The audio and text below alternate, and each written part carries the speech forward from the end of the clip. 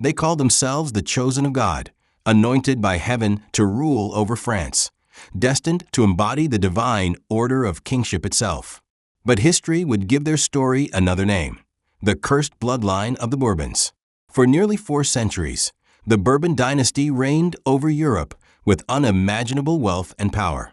They built golden palaces that glimmered like sunrises, commanded armies that stretched across continents, and crowned themselves as living symbols of divine perfection. Yet behind the mirrors and chandeliers, something darker ran through their veins, a legacy of madness, disease, betrayal, and violent death that seemed to stalk every generation like a shadow no crown could banish. This is not just a story of royal power. It's the story of a family that defied heaven, and in doing so, may have inherited its wrath. It began, as curses often do, with ambition. The House of Bourbon rose from the ashes of medieval France, descendants of minor nobles who clawed their way to power through war and blood. By the 16th century, their star had risen so high that one of their own, Henry of Navarre, stood at the center of France's darkest religious conflict, the Wars of Religion. France was a country tearing itself apart. Catholic fought Protestant, neighbor turned on neighbor, and the Seine ran red with blood. Henry was born a Protestant in a Catholic world, destined to rule a nation that despised him. To survive, he had to make a choice: his faith or his crown. He chose both, and lost everything in between. When he finally claimed the throne in 1589, becoming King Henry IV of France, he found himself surrounded by enemies who viewed him as a heretic in royal robes. So he converted to Catholicism with a smile that fooled no one, famously declaring, "Paris is worth a mass." But his betrayal didn't end the bloodshed. It only invited new enemies. In 1610, while traveling through the crowded streets of Paris, his carriage was stopped by a traffic jam. Out of the crowd stepped a fanatical Catholic, François Ravaillac, who plunged a knife into the king's chest. The blade tore through flesh, bone, and destiny alike. Henry IV, the founder of the Bourbon dynasty, died gasping for air, his blood soaking the streets of the city he had betrayed for peace. His death was the first omen.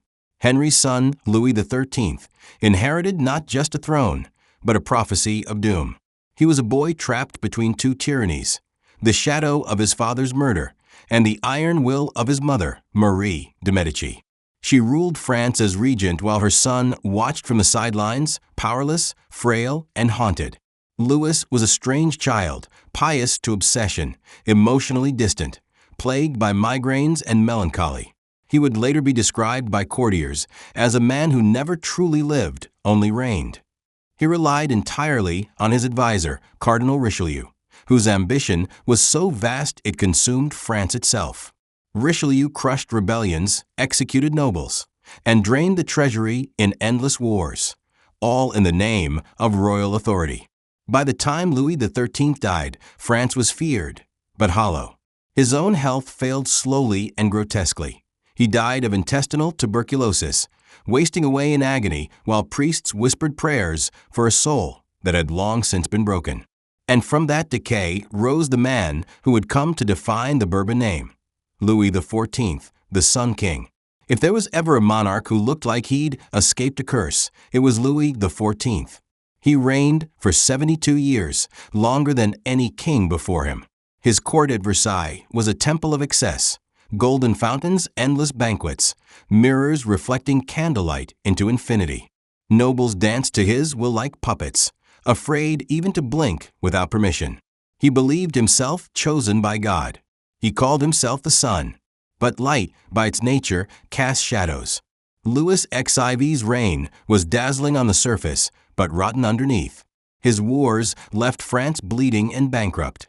His body was ravaged by illness, abscesses, gout, migraines, and in the end, gangrene that ate through his leg while he ruled from bed. The courtiers, who worshipped him, could barely stand the stench. Even his children weren't spared. Most died young: smallpox, measles, fevers that burned through royal flesh like fire. His heir, the Grand Dauphin, perished before him. His grandson, the Duke of Burgundy, followed soon after. When Louis XIV finally died in 1715, nearly every male heir in his line was already dead.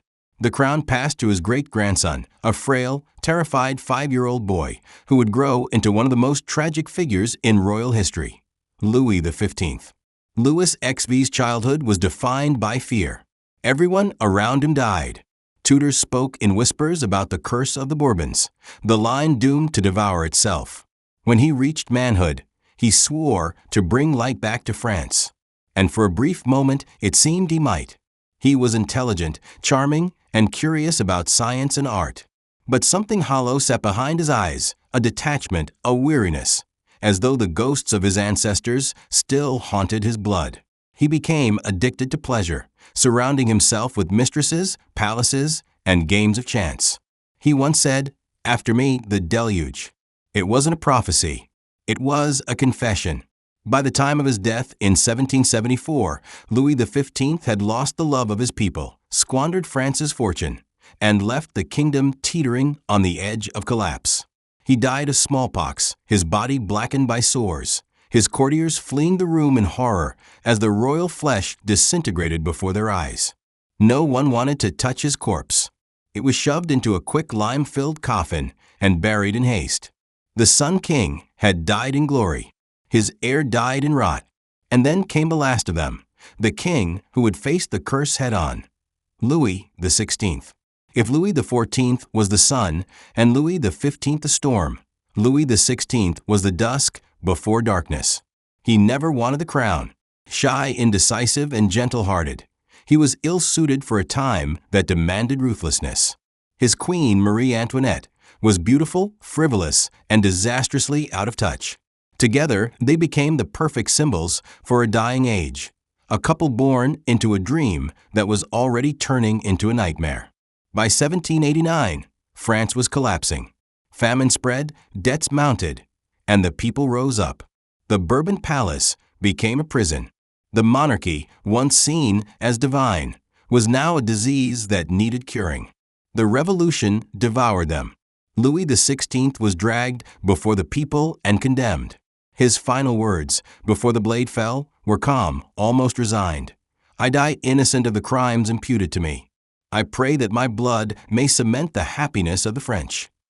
The guillotine fell. The kings had rolled into the basket. But something strange happened that day, something that fed the legend of the Bourbon Curse. When the executioner lifted the severed head to show the crowd, a man in the front row dipped his handkerchief into the blood and shouted, "Long live liberty!" Dozens followed, the square filled with people soaking their clothes, hands, and even faces in royal blood. Many of them would die in the chaos that followed. To the faithful, it was a sign. The blood of kings was cursed.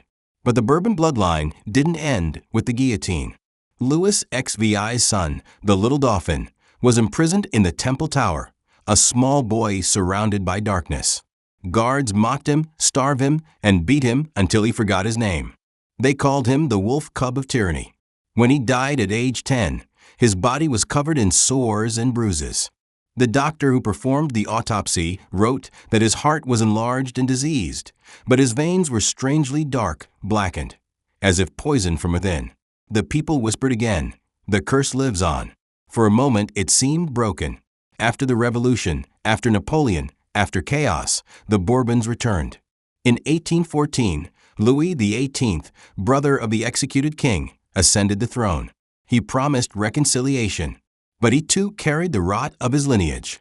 Obese, gout-ridden, and paranoid, he lived in constant fear of assassination. His body decayed faster than his reign.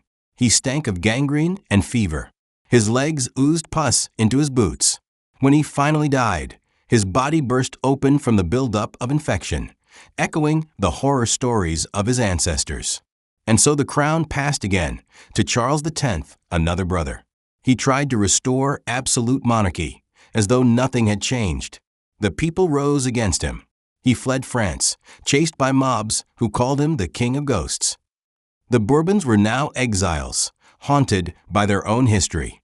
But curses, like dynasties, don't die easily. In 1830, another Bourbon, Louis Philippe, the citizen king, took power. He promised to rule as one of the people. He dressed modestly, shook hands with workers, and lived without royal ceremony. But history doesn't forgive easily. When food prices rose and riots broke out, he too was forced to flee. As he escaped, his carriage was attacked by the same kind of hungry crowd that had once torn down his ancestors. They hurled stones and curses, shouting, "The Bourbons bring death wherever they go." He lived his final years in exile in England, sick, forgotten, haunted by portraits of his ancestors that hung like ghosts in his chambers. Even the later descendants weren't spared the strange, lingering hand of fate. Louis XVII, the child who died in the temple, became the center of conspiracy for decades. Dozens of impostors claimed to be him. One of them, Karl Naundorf, was so convincing that the French courts nearly recognized him. When his body was exhumed centuries later for DNA testing, scientists confirmed he was not royal. But they also discovered something else. The preserved heart of the real dauphin, kept in a crystal urn by a royalist doctor, contained genetic mutations linked to hemophilia, a disease that weakens blood and destroys dynasties. It ran in the Bourbon line. Even as they married into other European families, the sickness spread through Spain, Italy, and Austria. The Bourbon princes of Spain suffered from madness and epilepsy. The Bourbon kings of Naples died young, riddled with disease.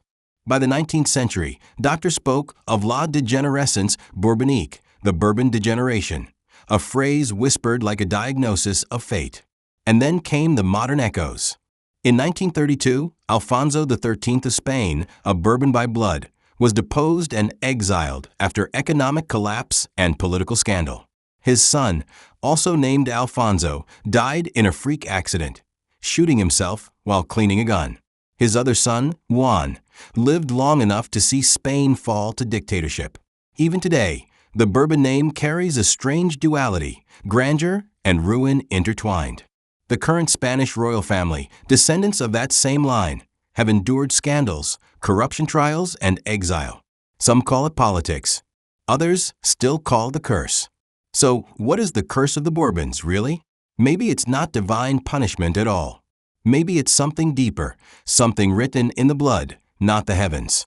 Generations of inbreeding, obsession with purity, marriages designed for politics rather than love.